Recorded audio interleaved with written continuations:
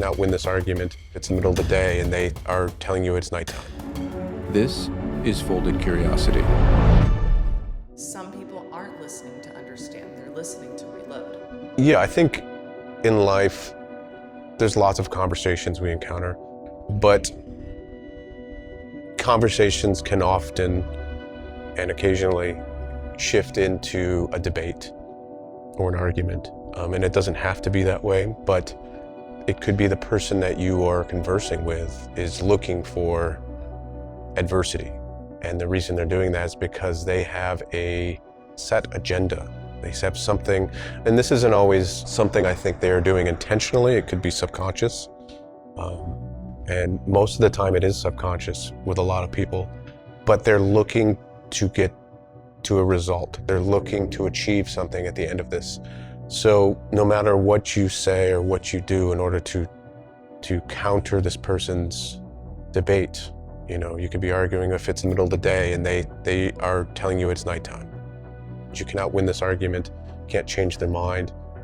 They are set in what they believe, and until they choose to see things differently in their own mind, you can't force them to see things differently. A lot of people's beliefs, which is how things can go from discussion to debate, is a topic is touched upon that is something sensitive to them. So a lot of people hold their ideas as their identity. It's not a separate topic. The topic becomes how they identify as a person. And they'll defend that like they're defending a family or they're defending, something beloved, instead of it just being a thought or instead of it just being a topic. It becomes who they are as a person. So anytime you're debating that topic, you are questioning who they are as an individual rather than questioning the topic or the subject that you're discussing. So some examples of a belief or an idea being tied to identity is, politics is a great example. Religion is another one, which oddly enough are very closely related. Another potential that goes down that path is any ideology that someone holds becomes their religion and in turn becomes their identity. And for some people, like I said, politics and religion are very close. For some people, politics is a religion. And they begin to identify with the pillars of whatever this idea is as their moral pillars.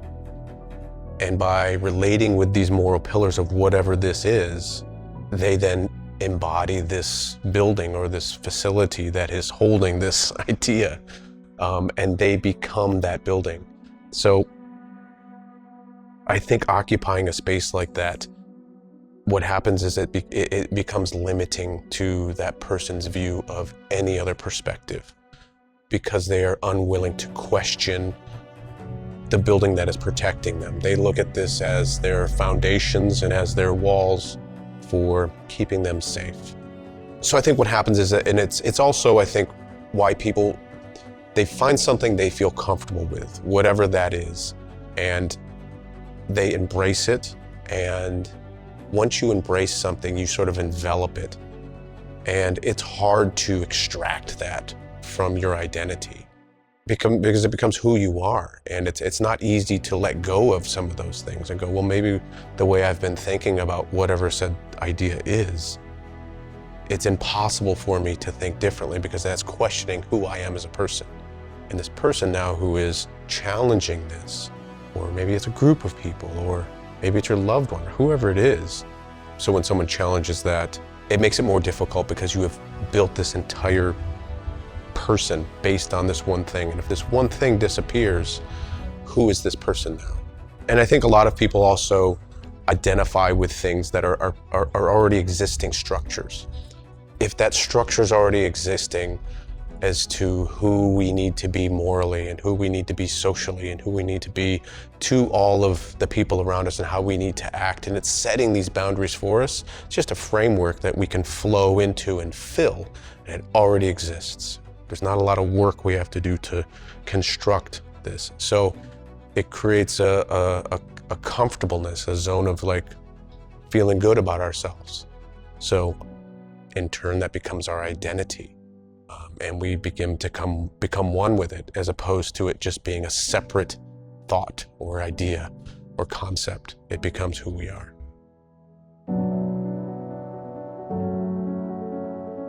Can you talk a little bit about having arguments with hidden goals? How some people are not looking for clarity, but they're looking for status control or emotional release. When you're having discussions with these kinds of people that turn into arguments, how do you spot them listening to reload versus listening to actually understand what you're saying?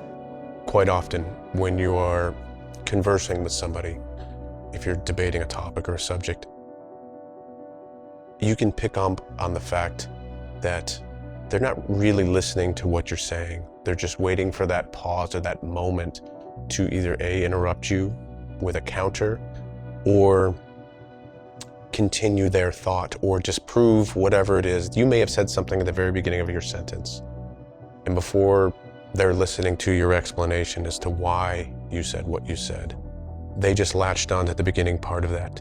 And they're just waiting for you to finish talking so that they can get to the end of your sentence and counter you and disprove the thing you just said, instead of actually hearing you out. And I think it's an indicator that that person is not actually looking to converse with you or debate or, for lack of better terms, argue with you.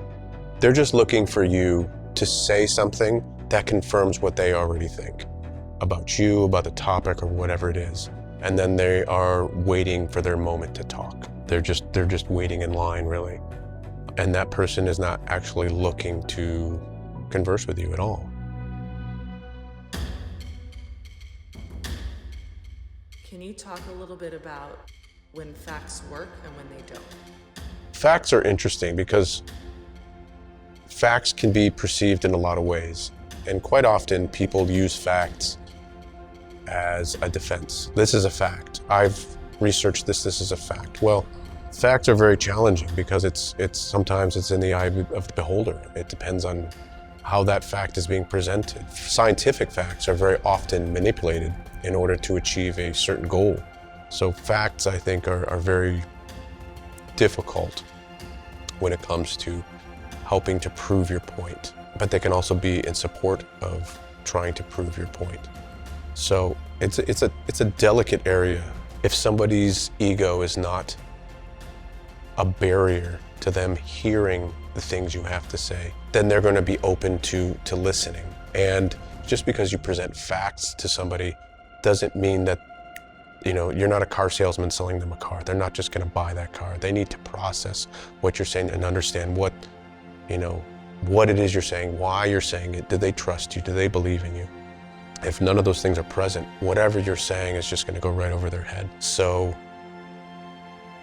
it depends on the rapport you develop with that person who you're conversing with. And sometimes that person, it doesn't matter if whatever you're saying is 100% accurate. It's the middle of the day, you're telling them it's daytime and they're convinced it's night. They have sold themselves this story, and we all tell ourselves stories. And if they're unwilling to let go of that story because of their ego, they're not going to hear you. They're not going to hear anybody.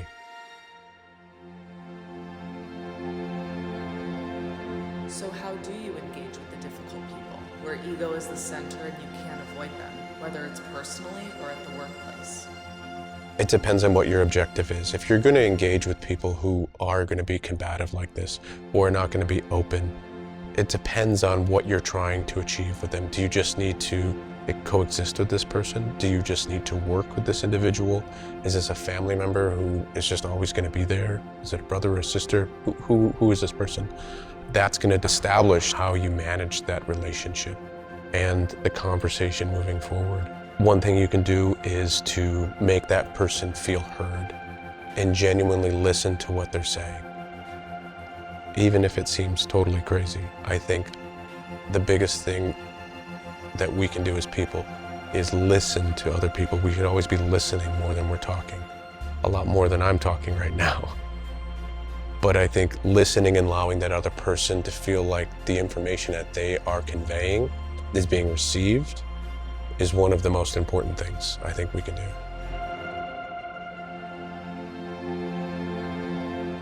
Can you talk a little bit about protecting your energy? choosing when to engage versus disengage, whether it's people on the internet or personal relationships. People call it like protecting your energy or protecting yourself. I think we can do that by, which seems counterintuitive, I think we can do that by remaining open.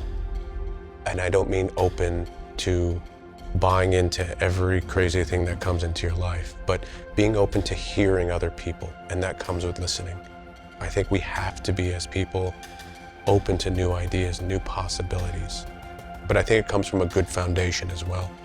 That's really where we all need to start, is having that good, solid foundation of understanding who we are as individuals and understanding who we are as people. And if you don't understand yourself, you're not going to be open to hearing other people, listening to new ideas, embracing new concepts. It's just going to be that much harder. So